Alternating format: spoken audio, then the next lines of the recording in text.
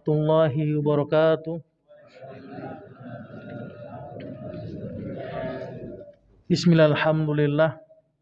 Wassalatu wassalamu ala rasulillah Nabiyina al-karim al-mustafa wa mawala Sayyidina Muhammad bin Abdullah salatullahi wassalamuhu balagha risalah wa addal amanah wa nasahal ummah wa jahada fillahi haqqa jihadih hatta tarakana ala al-bayda lailuha kanahariha la yazigu anha illa halik.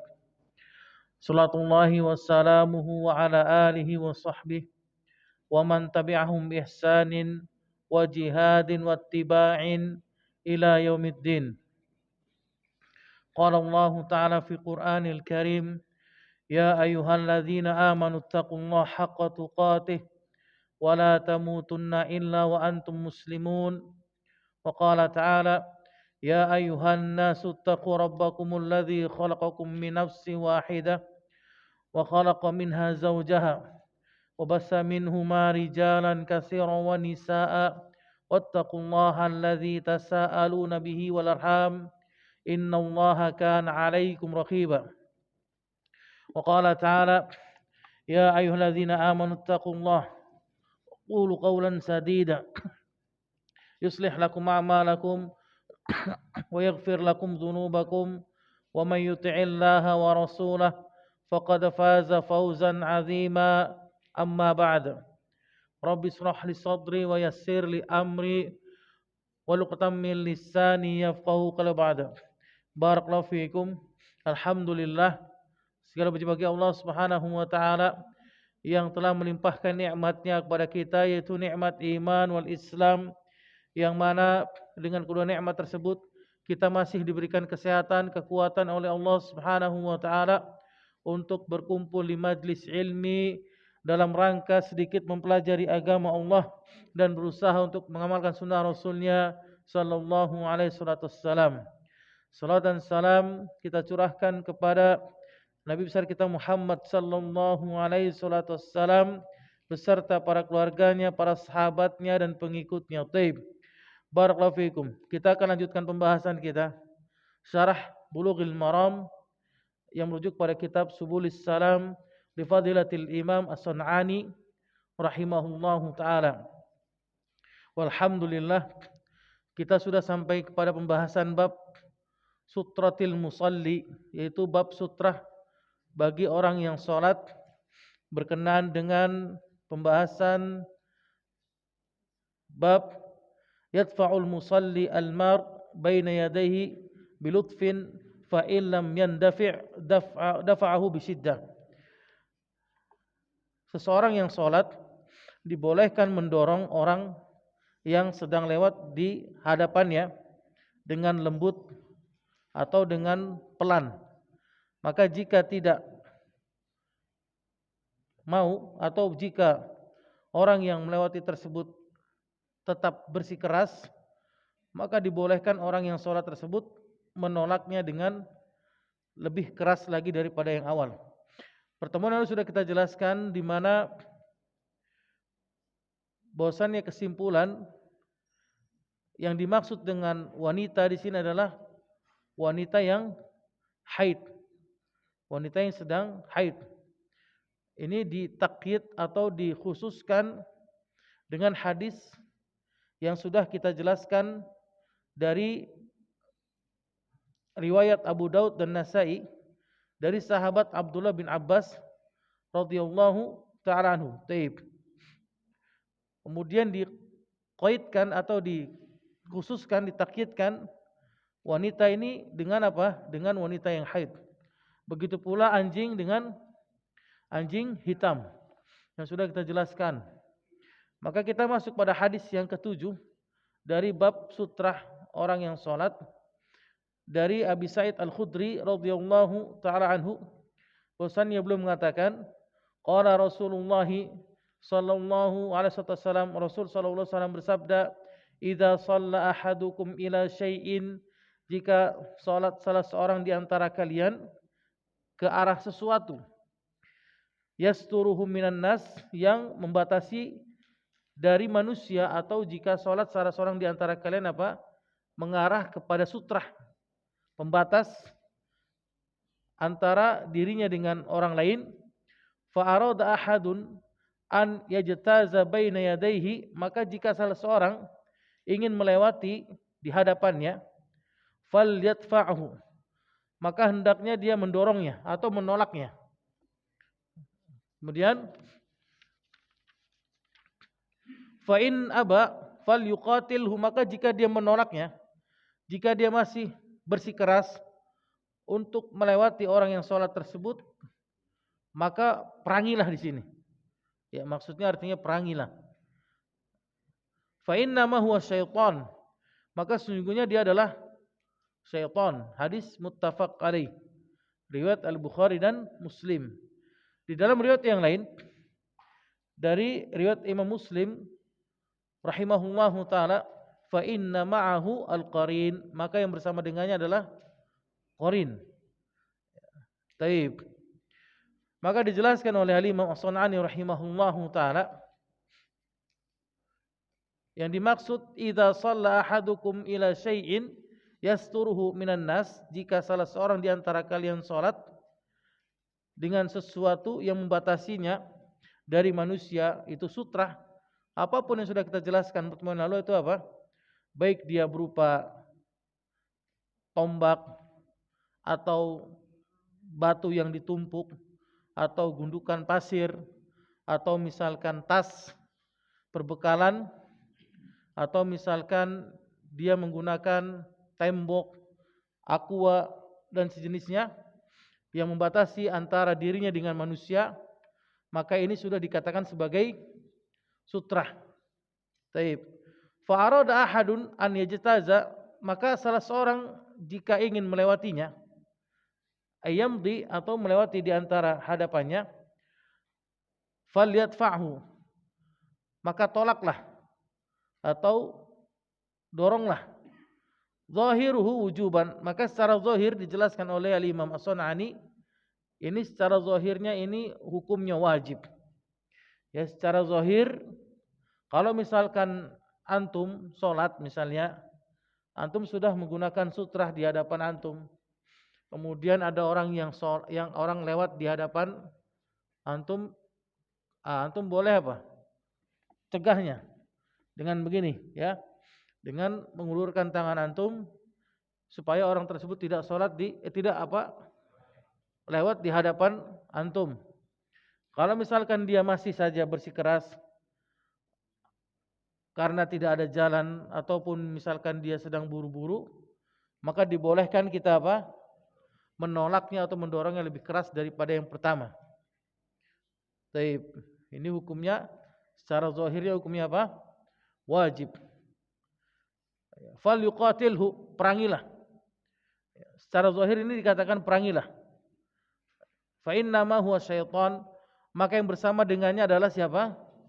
Syaitan, setan. Maka dijelaskan oleh Al-Imam As-San'ani, ta'lilun lil amri biqitalih, alasan dari diperintahkan seorang untuk menolak atau mendorong dari orang yang lewat di hadapan orang sholat, ini alasannya apa? Karena dibolehkan kita untuk memeranginya, atau bahasa kasarnya kita dibolehkan untuk membunuhnya. Ya, ini bahasa kasarnya. Boleh kita memeranginya. Karena yang bersama dengan dia siapa? Syaitan, bukan manusia lagi. Ini alasan yang pertama. Kemudian alasan yang kedua Auli adamin difa'ihi, atau sebab orang yang mendorong orang tersebut jika bersikeras. Ini alasan yang kedua. Jadi dibolehkan kita mendorongnya, ya, dengan dorongan yang lebih keras daripada yang pertama. Itu dua alasan dibolehkan syariat seseorang yang sholat di hadapannya orang yang lewat, maka boleh memeranginya. Kemudian boleh mendorongnya dengan dorongan yang keras. Taib. Fa innamahu al-qarin, maka yang bersama dengan siapa? Qarin. Qarin itu siapa? Qarin adalah syaitan yang bersama dengan manusia. La yufariquhu, yang tidak akan berpisah Jadi setiap manusia itu dilahirkan bersama dengan siapa? Qorin. Ya, jadi setiap manusia itu dilahirkan di muka bumi ini bersama dengan qorinnya. Dan qorinnya Rasul itu Muslim. Maka selain daripada Rasul kita nggak tahu apa mungkin qorin kita banci mungkin, ya kan? Benar nggak? Atau misalkan bencong, atau misalkan laki-laki perempuan kita nggak tahu, benar nggak? Kita nggak tahu siapa qorin kita. Karena dijelaskan setiap manusia lahir di muka bumi ini keluar dari perut ibunya, maka keluar juga bersama dengan siapa? Qorin. Nanti kalau misalkan manusia yang meninggal tinggal qorinnya, ya tinggal qorinnya yang hidup di situ. Taib. Barakallahu fikum. Antum siapa qorinnya? Antum udah nanya belum? Taib. Ya. Hadis muttafaq alaih atau riwayat Al-Imam Bukhari dan Muslim. Tapi antum harus pahami di sini. Dijelaskan oleh Imam As-San'ani rahimahullahu taala, "Walam ajidha fil Bukhari." Aku tidak menemukannya di Sahih Bukhari hadis ini. Jadi ini apa mungkin kurangnya Al-Imam Ibnu Hajar Al-Asqalani dalam mengaitkan hadis tersebut diriwayatkan oleh Bukhari. Kemudian diteliti ulang lagi oleh Al-Imam As-San'ani. Ketika dilihat lagi teliti bahwasanya hadis tersebut tidak ditemukan oleh beliau di dalam Sahih Bukhari. Akan tapi beliau menemukannya di Sahih Muslim. Jadi namanya manusia ya. Sehebat apapun kita tahu Al-Imam Ibnu Hajar Al-Asqalani adalah ulama besar, imam ahlul hadis. Tapi ada kelemahannya beliau ya. Beliau menukil hadis tersebut diriwayatkan oleh Al-Imam Bukhari. Ketika diteliti ulang oleh Al-Imam As-San'ani, beliau tidak menemukan. Beliau hanya menemukan hadis tersebut terdapat di mana riwayat Imam Muslim. Itu catatan buat antum ya. Kalau antum mau nulis, kalau enggak ya silakan ngaji ciping. Ya, wajadtuha fi Sahih Muslim. Aku menemukannya di mana? Di Sahih Muslim. Walakin min hadis Abi Hurairah. Akan tapi dari hadis jalur Abu Hurairah radhiyallahu taala anhu. Taib. Wal hadisu dalun bimafhumihi ala annahu idza lam yakun lil musalli sutratun falaysa lahu daf'ul mari baina yaday.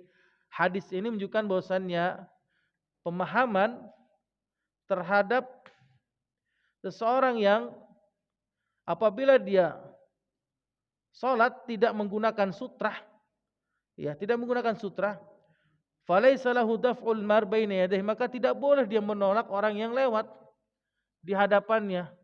Kalau dia misalkan salat, kemudian dia enggak pakai sutrah, apapun bentuknya, baik aqua gelas atau misalkan aqua botol atau misalkan sutrah yang khusus yang dari papan dan sebagainya, dia sholat sembarangan aja.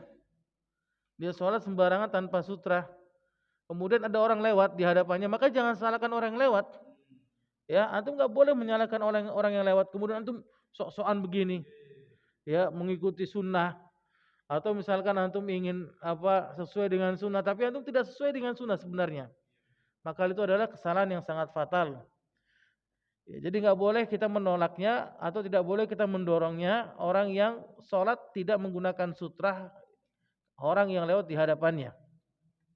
Wa idza kana lahu sutratun dafa'ahu. Kalau dia menggunakan sutrah baru boleh dia menolaknya atau mendorongnya dengan lembut pertama. Kalau misalkan dia masih bersikukuh untuk lewat yang kedua kalinya, maka kita boleh menolaknya dengan apa? Dengan keras dari yang pertama. Maka berkata Imam Al-Qurtubi rahimahullahu taala, beliau mengatakan bil isyarati walati fil man'i, yaitu dengan isyarat boleh. Maksudnya apa? Dengan isyarat begini, tanpa antum kenakan ke badannya. Ya. Ada orang lewat di hadapan antum lagi salat, antum begini kan? Nah, berarti dia paham. Dengan isyarat, ya, dengan isyarat atau dengan cara yang lembut untuk menolaknya. Ini yang pertama. Dengan cara lembut antum tempelkan ke badannya begini. Kalau misalkan dia masih mau lewat pertama kali. Taib. Barakallahu fikum.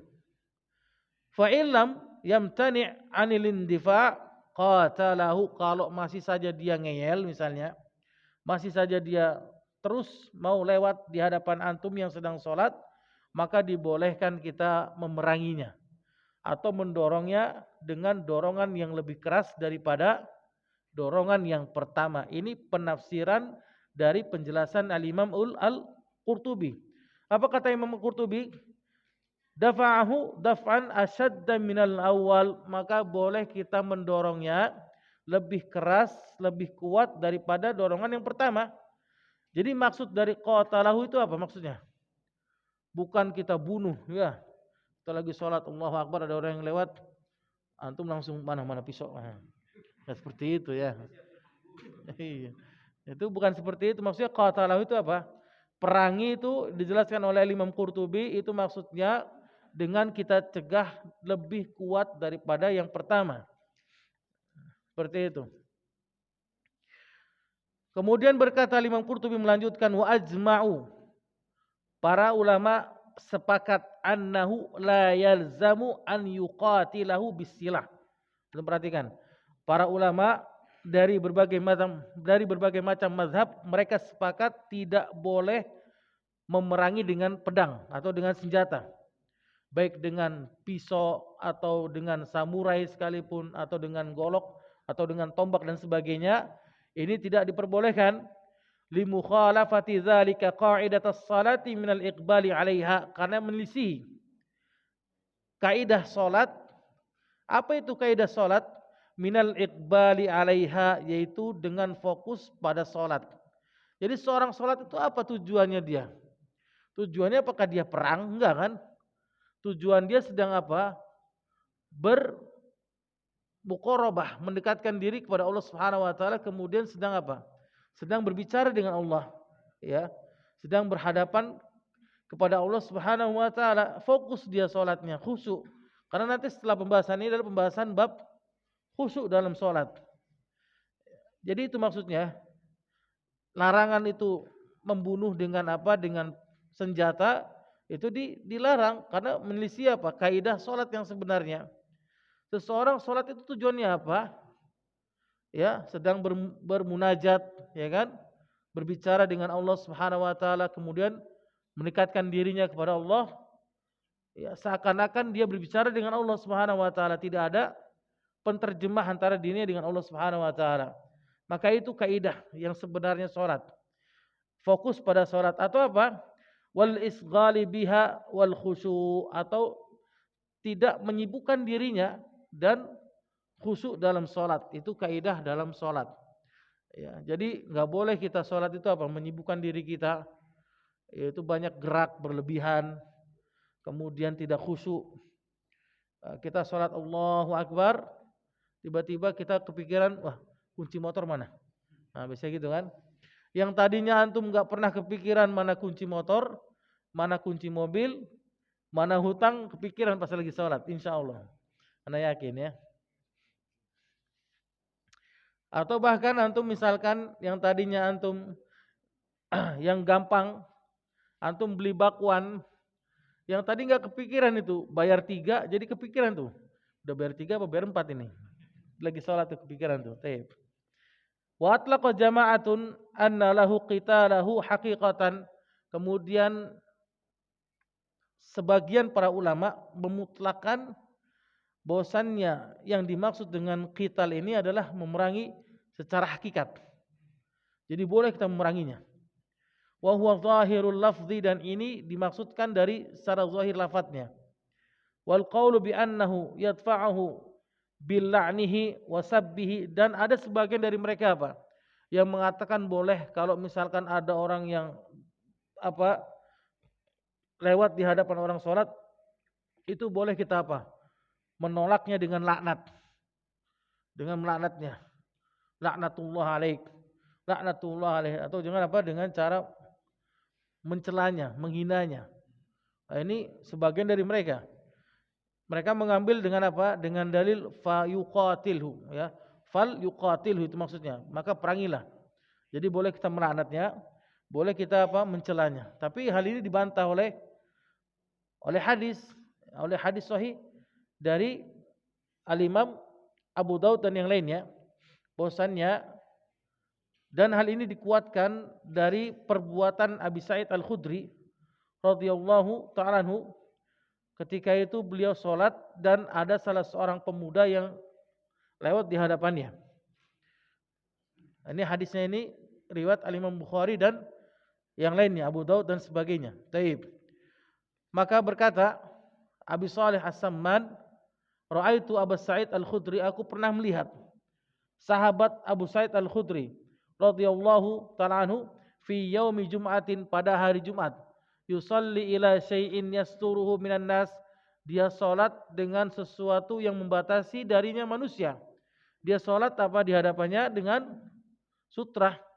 Fa arada syabun min bani Abi Mu'aid, kemudian ada salah seorang pemuda dari Bani Mu'aid, an yajtaza baina yadayhi, yang ingin lewat di hadapan Abu Sa'id Al-Khudri.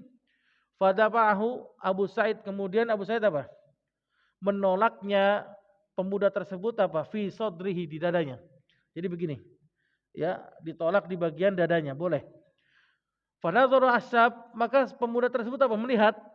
Falam yajid masaqan illa baina yadayhi, dia tidak melihat apa? Jalan kecuali di hadapan Abu Sa'id yang sedang sholat. Antum paham enggak? Ditolak pertama oleh Abu Sa'id pemuda tersebut, tapi dia bingung, dia enggak ngelihat ada jalan kecuali di hadapannya. Maka apa? Fa'ada, dia mengulangi lagi. Liyajtaza, untuk melewati Abu Sa'id sedang sholat. Fadafa'ahu Abu Sa'id asyadda minal awal, maka dia menolaknya dengan tolakan atau dengan apa? Hentakan yang lebih keras daripada yang pertama. Ini hadisnya hadis sahih. Jadi jadi perkataan para ulama, takwil para ulama yang mengatakan boleh dengan laknat, atau boleh dengan dicerca, dihina, atau boleh dengan dibunuh dengan senjata, ini dibantah dengan apa? Hadis riwayat Al-Imam Bukhari tentang sikap Abu Sa'id Al-Khudri, bagaimana cara beliau apa? Menolak orang yang sedang lewat di hadapan orang yang sholat. Itu dengan apa? Dengan menolak yang pertama itu di bagian dadanya itu dengan lembut. Kemudian kalau misalkan dia masih mau ngeyel, maka dengan tolakan yang lebih keras daripada yang pertama. Taib. Barakallahu fikum. Fa in qatalahu fala syai'a alaihi, kalau misalkan kita menolaknya atau kita mendorongnya, enggak sengaja kita dorong yang kedua, keras kita dorongannya itu sangat keras sekali, kemudian dia apa? Terjatuh, tahu-tahu di bawahnya ada batu misalnya, mati dia. Ya, mati. Kira-kira dia dikisos enggak? Orang yang mendorong enggak dikisos dia. Maka tidak ada apa-apanya lagi. Orang yang mendorong tidak berdosa. Lianna syari'a bahaqat lahu, karena syariat membolehkan untuk apa? Untuk memeranginya. Itu ilahnya. Jadi syariat membolehkan untuk apa? Untuk memeranginya. Tapi jangan antum coba ya. Jangan dicoba antum. Nanti antum coba pas lagi di rest area, antum sholat sendiri pakai tas, ada orang yang lewat, antum dorong keras tuh, kena tembok dia. Tiba-tiba takdirnya meninggal dia. Wah, amsyong antum ya bisa. Lumayan di penjara kan, berapa tahun itu. Taib. Barakallahu fikum ya. Wal amru fil hadis, dan ini adalah perintah dari hadis. Wa in kana zahiruhu al ijabu, akan walaupun apa? Secara zahirnya itu wajib.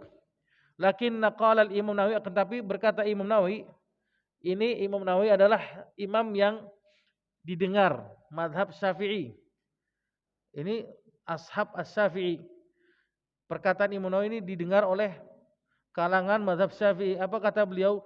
La a'lamu ahadan minal fuqaha'i, aku tidak pernah mengetahui sedikit pun dari para fuqaha qala biwujubi hadzal dafa', yang mengatakan wajibnya mendorong, menolak orang yang lewat di hadapan orang yang sedang sholat.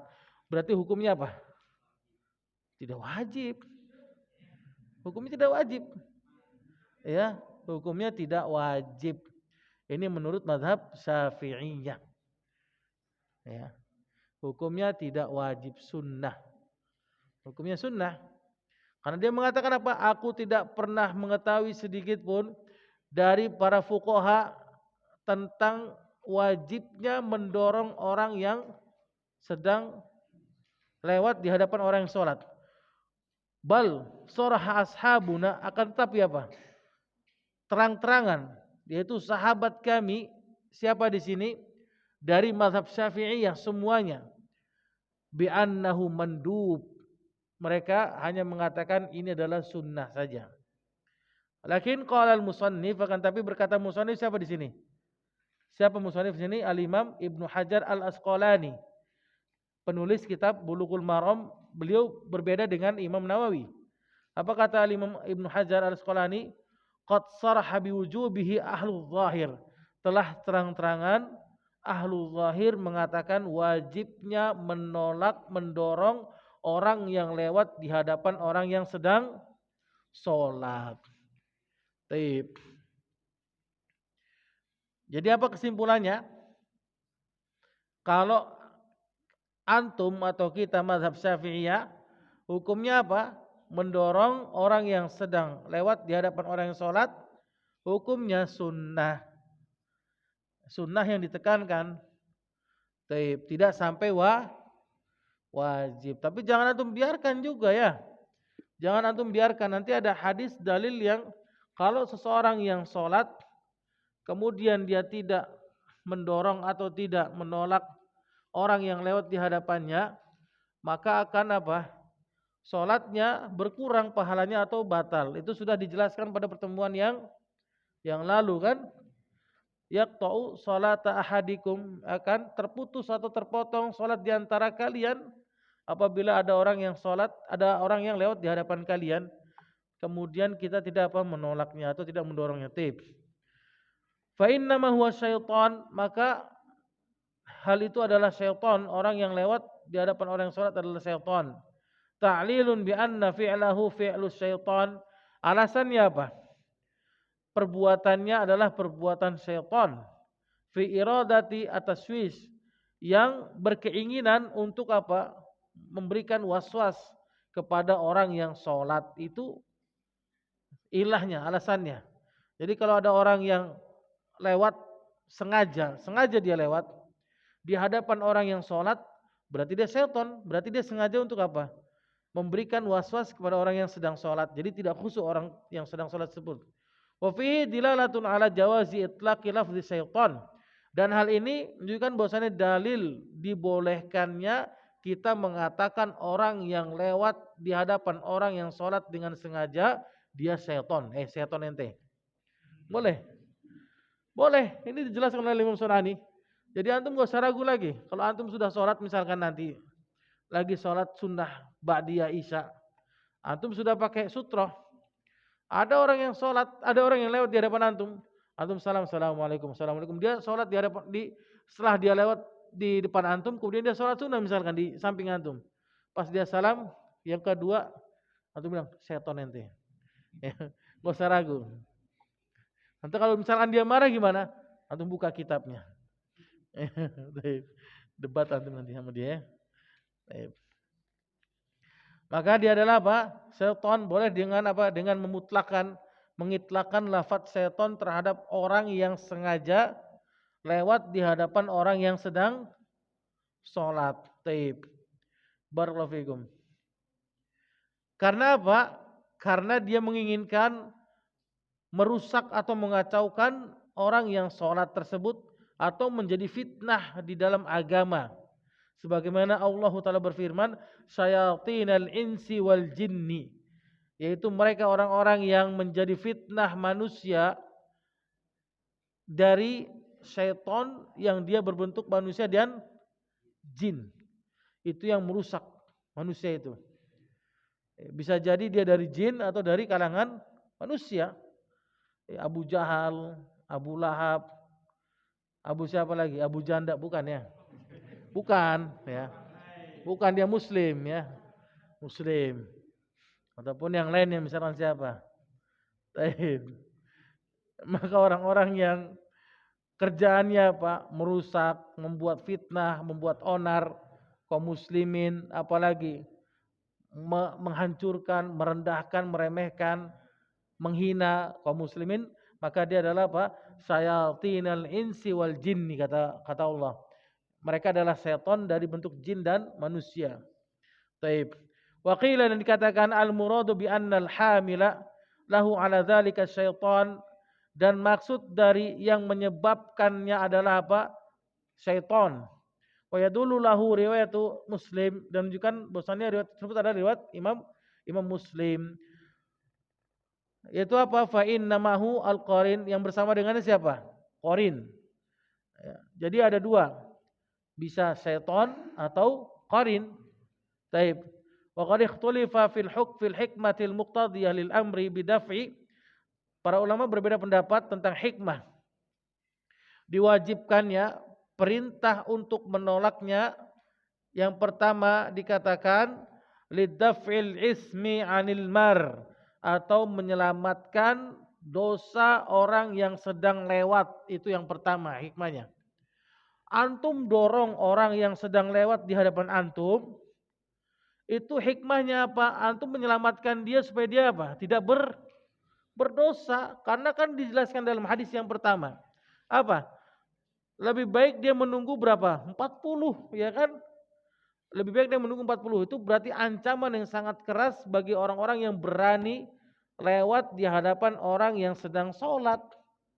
Jadi kalau antum cegah dia, berarti antum menyelamatkan dia dari dosa. Itu yang pertama hikmahnya. Waqila, atau yang kedua misalkan apa? Lidafi al-khalal, untuk mencegah apa? Dari sesuatu yang mengganggu sholat antum. Kalau antum biarkan dia, misalkan antum Allahu Akbar, antum biarkan dia lewat, satu orang biarkan lewat, dua orang, ih rese banget ya dalam hati antum kan. Jadi antum gak khusyuk kan? Bener gak? Udah gitu, yang lebih parahnya lagi apa? Antum lagi saat Allahu Akbar, misi, ya Allah, pakai misi, udah tau lagi sholat, emang lagi apa? Lagi makan ente, bener gak? Ada nggak seperti itu? Ada yang kayak gitu, ada yang kayak gitu. Dia sampai, ya Allah, itu apa dalam bahasa kita? Jahal bin bahlul, ya sudah jahil bahlul dia, nggak mau ngaji dia. Kalau misi itu dia lagi duduk nggak apa-apa, atau lagi ngobrol sama temennya, ini lagi sholat. La haula wala quwwata illa billahil azim. Itu alasan yang kedua. Al-waqi' bil murur, adapun secara waqi'nya orang yang melewati apa? Dari orang yang sholat. Wa hadzal arjah li anna inayatal musalli bisyanati salatihi aham min daf'ihi al-ismi an ghairihi. Dan pendapat yang kuat adalah untuk apa? Menjaga orang yang sholat dari sholatnya itu lebih penting, lebih utama daripada apa? Mencegah dosa orang yang sedang lewat di hadapan orang yang sholat. Antum menjaga diri antum supaya antum khusyuk, itu lebih utama daripada antum apa? Mencegah orang yang lewat untuk tidak apa? Berdosa dari orang yang lewat di hadapan orang yang sholat. Itu lebih utama antum. Jadi antum harus punya pendirian supaya sholat antum khusyuk. Kemudian antum tidak apa? Jengkel, tidak marah. Kemudian antum tidak apa? Ngedumel di hati antum. Nih seorang sengaja banget nih lagi sholat, aneh lagi apa? Aneh lupa nih lagi doa nih sama Allah ya. Tiba-tiba ada orang sholat. 1, 2. Kira-kira banyak gak? Ada yang seperti itu kan ada ya? Tuh kalau antum sholat di masjid itu ada sekolah, tau gak? Tuh ada sekolah, misalkan ada anak-anak yang lagi sholat bareng tuh SMP, SMA itu main lewat aja mereka, biasa aja itu. Itu kan mengganggu antum lagi sholat kan? Antum gak khusyuk seperti itu. Nah, itu jadinya apa? Jadi membahayakan diri antum yang sedang sholat. Lebih utama apa? Menjaga kekhusyuan antum lagi sholat daripada antum mencegah dari perbuatan dosa orang yang sedang lewat. Taib. Qultu, maka berkata Al-Imam Sun'ani, siapa di sini? Pensarah kitab Bulughul Maram, walau qila, kalau seandainya dikatakan innahu lahuma ma'an lama ba'uda fayakunu lidaf'il ismi 'anil mar alladhi afadahu hadis law ya'lamul mar. Kalau dikatakan hikmahnya itu kedua-duanya bersama.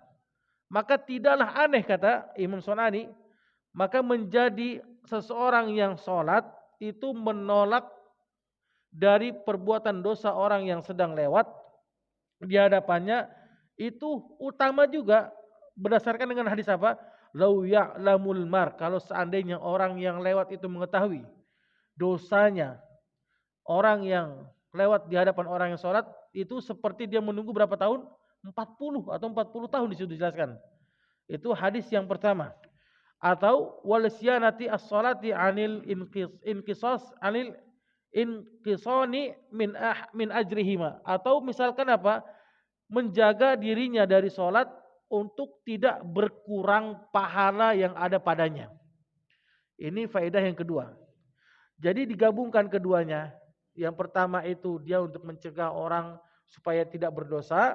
Yang kedua supaya dia tidak apa, berkurang pahalanya karena tidak khusyuk. Taib. Barakallahu fikum.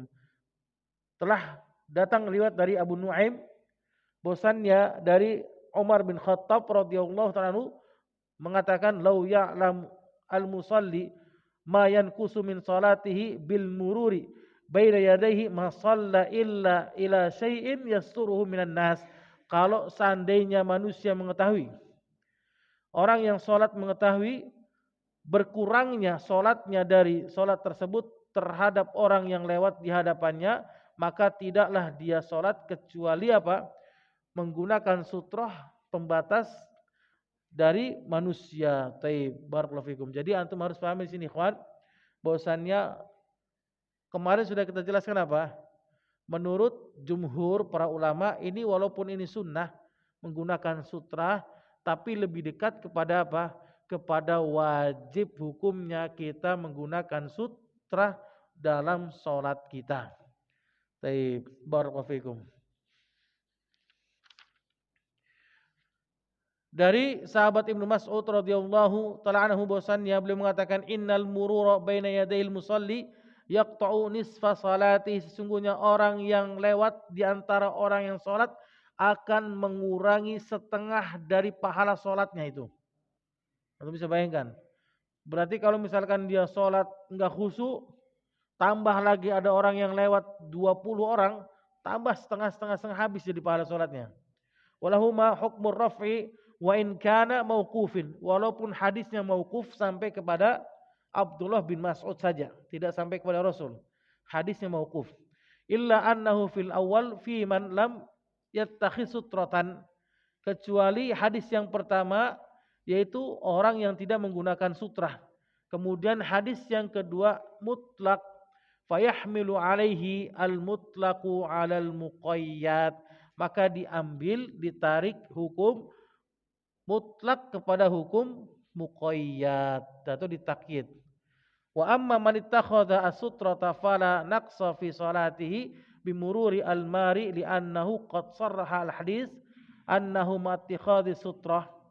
Adapun orang yang menggunakan sutrah maka tidak berkurang dari salatnya pahalanya orang yang lewat di hadapannya, karena dia telah menggunakan atau telah memakai hadis yang sharih, yang jelas yang kita sebutkan tadi, yaitu menggunakan sutrah tidak mengganggu dari orang yang lewat di hadapannya. Jadi kalau sudah antum pakai sutra, kemudian ada orang yang lewat di hadapan antum, maka tidak mengganggu atau tidak mengurangi pahala salat antum. Berarti antum sudah apa?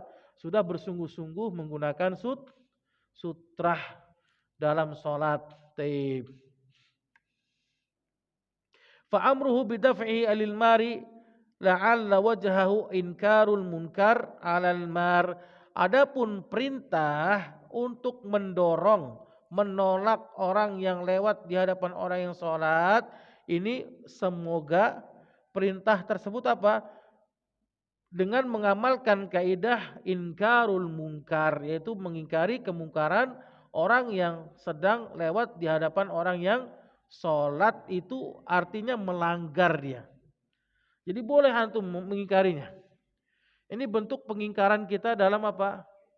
Perbuatan mungkar di masjid dibolehkan antum menolak atau mendorong orang yang lewat di hadapan antum yang sedang sholat. Ya, barakallahu fikum. Walihada yuqaddamu al-akhafu 'ala al-aghlab. Oleh karena itu dimulai dari yang ringan kepada yang berat. Jadi jangan langsung antum dorong keras. Bagaimana caranya? Antum dorong yang pertama dorongan yang lembut. Kemudian kalau dia masih saja ngeyel, antum dorong dengan dorongan yang keras. Taib.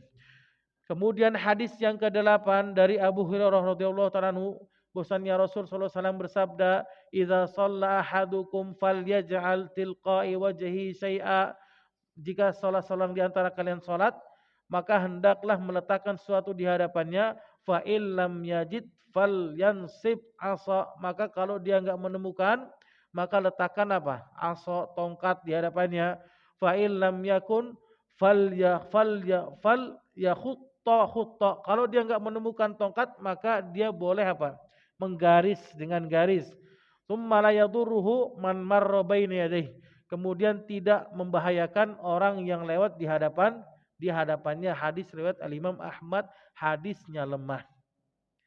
Jadi hadisnya lemah ini. Tidak bisa dijadikan hujjah. Orang yang menggunakan sutrah itu apa? Dengan garis atau dengan sejadah. Itu enggak boleh. Dengan ini. Garis soft. Baik. Hadisnya lemah, enggak boleh ya. Jadi ini bukan termasuk apa? Bukan termasuk dari sutra. Ya. Walaupun dikatakan disahihkan oleh sebagian para ulama, hadisnya hasan, tapi yang rajih adalah hadisnya lemah. Baik, barakallahu fikum. Baru mau disimpulkan ya. Cepat banget ya. Masya Allah, udah azan aja ini. Masya Allah, ini baru ini hadis 9 terakhir, baru kesimpulan tentang pelajaran pembahasan yang kita bahas tentang bab sutroh orang yang sedang sholat. Karena sudah azan bagaimana nih? Silakan azan dulu kemudian tanya jawab. Insyaallah kita pertemuan akan datang kita lanjut pada kesimpulan. Taib.